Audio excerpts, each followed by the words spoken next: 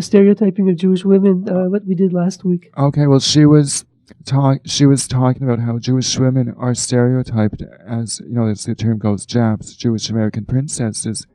And she was saying that it conveys such an image of Jewish women that not only do Jewish men not want to associate them, but people of other religions somehow see Jewish women as being very pampered, very spoiled.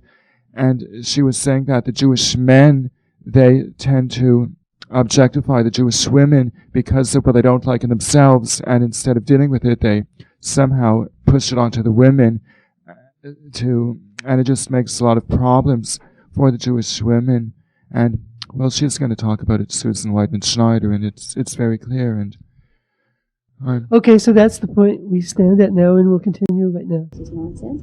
But that there's an additional burden for Jewish women. If we are told, as we are, that women don't drink and it's impolite to drink and there are no women alcoholics, and we're told there are no Jewish alcoholics, what happens to a Jewish woman who has a drinking problem? The double denial.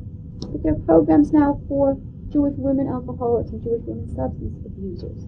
There are now programs for Jewish women who are being abused by their husbands. There's a shelter for battered women in New York City that has kosher kitchens. A problem that was never thought to exist in the Jewish community. Of course it did. There's domestic violence in the Jewish community as there is everywhere. And we have the maturity now, which might not have been the case a generation ago, to address these issues. To reach out to women who are leading what would be considered in traditional terms unconventional lives, and to say they're also part of the community. And I will just conclude by saying that it's important that we recognize not only what some of the negative aspects are and how we must do battle against them, for example, against the very limiting and demeaning stereotypes, but also that there is positive change afoot that will help us to create a Jewish life that is more egalitarian and more inclusive and more democratic for women and for men. So with that, I welcome your responses to all of the above. Comments, questions? Blue Greenberg, who's an Orthodox Jewish feminist, says, if you agree with everything I said, you haven't been listening carefully enough. This is one of our opening gambit for the questions. Does anyone have questions? Or comments? Or how do you respond, for example, to the stereotyping? Do you see any of it here? Are you willing to take a pledge never to use the word Jap again? Are you willing to learn a new vocabulary for dealing with people's peccadillos? I'm serious about that, by the way. I was appalled when we first began to speak about this in the pages of Lilith, and there was a good deal of nationwide coverage, and the Donahue show on this issue, and a lot of coverage in Canada as well. Maclean's magazine did a full page, sort of a speak out column on, come on, Susan, lighten up, all this is funny, you're losing your sense of humor. Well, there was an article about it in the Montreal Gazette. That's the first I heard about it, and it was about, I think it was in September, and I realize now how much they totally played it down. They made it sound like it was cute campus frolics, like, oh, a shirt sold here and a little remark there, but they didn't mention the graffiti. They didn't mention, like, the cheerleaders.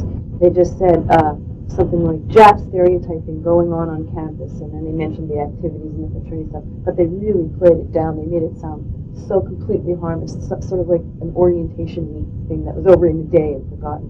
Well, it went on all year, every day, and with the graffiti and the spray painting. I mean, it figures, like, of course, why should they make a big deal out of it? Well, it's not harmless fun. It really is an ethnic slur. And the issue has now been put on the agenda of various human rights and social justice organizations who are concerned with monitoring the campus scene for racism and other kinds of prejudice. There is an understanding just beginning of the fact that this is pernicious. What I find curious is that for years we've been lecturing about the subject, and we were always told, lighten up, Susan, basically, until the connection with more classical anti-Semitism was made manifest in the graffiti. Jewish men didn't take the problem seriously, and the outside world didn't take the problem seriously. As soon as we had been saying, this is an amalgam of misogyny and anti-Semitism in this prejudice, in the Jap image. And in fact, my teenage daughter would tell her friends, say Ap, not Jap. I said, you can't say Ap either. You're putting down all women. Why do you have to use the word princess to describe somebody whose behavior you don't like? There aren't any men who behave badly. Important for us to recognize that we now have men as our allies, Jewish men as our allies in bucking this, now that the anti-Semitic piece of it is clear. But it's a problem that has to be addressed within the group first. In fact, I had an interesting experience. There was a press conference held to launch the fall issue of Lilith. Unfortunately, I don't even have a single copy left to show you. I don't know if you have the demonstration copy from last night, Francine, but the cover story dealt with Jap baiting on campus. And at the press conference, I mentioned some of the problems that Jewish women are having with the prejudice. And a black woman who's the head of the New York City Commission on the Status of Women got up and said to me, "Susan, what can we do to help? This is appalling." And I said to her, unfortunately, it's a problem that has to be addressed first within the Jewish community. So the Jewish women themselves must have the courage to say, "Don't tell me that joke. I don't want to know how many Jewish women it takes to screw in a light bulb." And I find myself saying, in a social situation, it's very hard to be a role breaker. It's very hard. It's one thing to, at a political rally, get up. It's another thing to say in a circle of your friends, "Screw you, don't you tell me that joke. Don't you dare. That's offensive to me." Because you hear, "Lighten up, Susan."